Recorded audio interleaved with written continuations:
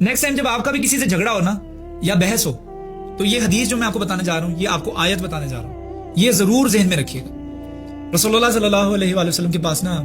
ایک دفعہ ابو بکر صدیق بیٹھے ہوتے ہیں رضی اللہ عنہ، تو کچھ لوگ آئے، وہ آ کر نا حضرت ابو بکر صدیق کے ساتھ بحث کرنا شروع ہوا، آپ نے یہ کیا، آپ نے وہ کیا، آپ نے یہ فیصلے نہیں صحیح کیا، آپ نے یہ فیصلے نہیں صحیح کیے۔ تو رسول اللہ صلی اللہ علیہ وآلہ وسلم نا سائڈ پر بیٹھے ہوئے تھے، خاموشی سے دیکھ رہے تھے۔ ابو بکر صدیق بھی خاموشی سے سنتے رہے۔ 5-10 منٹ کے بعد نا ابو بکر صدیق نے بولنا شروع کر دیا، جواب دینا شروع کر دیا، میں نے وہ اس وجہ سے کیا تھا، وہ یہ ہوا تھا، وہ فلاں ہوا تھا، اپنے آپ کو جسٹیفائی کرنا شروع کر دیا۔ ہم بھی کرتے ہیں نا جسٹیفائی۔ تو تھوڑی دیر بعد رسول اللہ صلی اللہ علیہ وآلہ وسلم وہاں سے اٹھے اور آپ تشریف لے گئے دور۔ تو بحث کرتے ہوئے اچانک سے ابو بکر صدیق نے ایسے مڑ کے دیکھا، رسول اللہ کہاں گئے صلی اللہ علیہ وآلہ وسلم؟ آپ بھی رسول اللہ کے پیچھے چل پڑے، وہاں جا کے فرمایا، یا رسول اللہ is there something I said which offended you, میں نے آپ کچھ کہا ایسا جو آپ کو برا لگا؟ تو آپ صلی اللہ علیہ وآلہ وسلم نے فرمایا، جب تم خاموش تھے تو میں دیکھ رہا تھا ایک فرشتوں کی جماعت ان لوگوں کے ساتھ بحث کر رہی تھی جو تم سے بحث کر رہے تھے، یعنی وہ تمہاری سائڈ لے رہی تھی، لیکن جب تم نے بولنا شروع کیا تو فرشتے چلے گئے اور ان کی جگہ پر شیطان آ گیا، اور جہاں شیطان ہوتا ہے وہاں میں نہیں جاتا،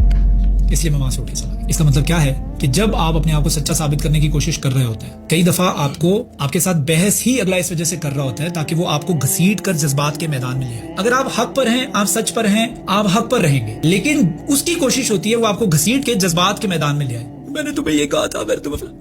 you see؟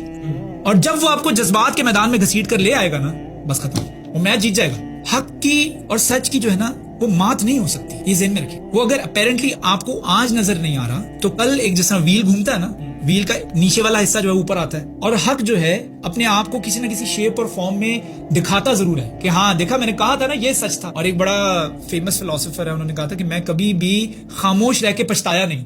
ہمیشہ بول کر پچھتایا ہوں۔ خاموشی آپ کو کبھی بھی ریگریٹ نہیں، آپ ہمیشہ بول کر پچھتاتے ہو، یار مجھے بولنا نہیں چاہیے تھا۔ آپ جب جواب دے دیتے ہو نا تو پھر سچویشن آپ کے ہاتھ میں نہیں ہے، جب آپ جواب نہیں دیتے ہو آپ سچویشن کو اللہ تعالیٰ کے ہاتھ میں دے دیتے ہو کہ تو سنبھال لے۔ اور قرآن میں سورۃ کہف کی ایک آیت ہے، وہ جو آیت میں بتا رہا تھا، وَلَقَدْ صَرَّفْنَا هَٰذَا الْقُرْآنَ لِلنَّاسِ مِن كُلِّ مَثَلٍ وَكَانَ الْإِنسَانُ أَكْثَرَ شَيْءٍ جَدَلًا۔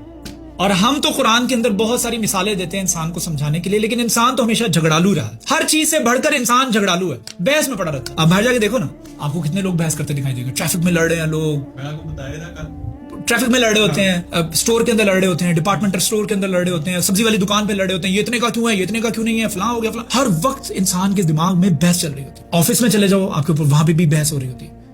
کلیگز آپس میں لڑ رہے ہوتے ہیں۔ تو یہ چیز جو ہے نا، جب آپ کے ذہن میں جھگڑا آئے یا بحث آئے تو یہ آپ نے حدیث سوچ لینی ہے یا یہ آیت سوچ لینی ہے، وَقَانَ الْإِنسَانُ أَكْثَرَ شَيْءٍ جَدَلًا۔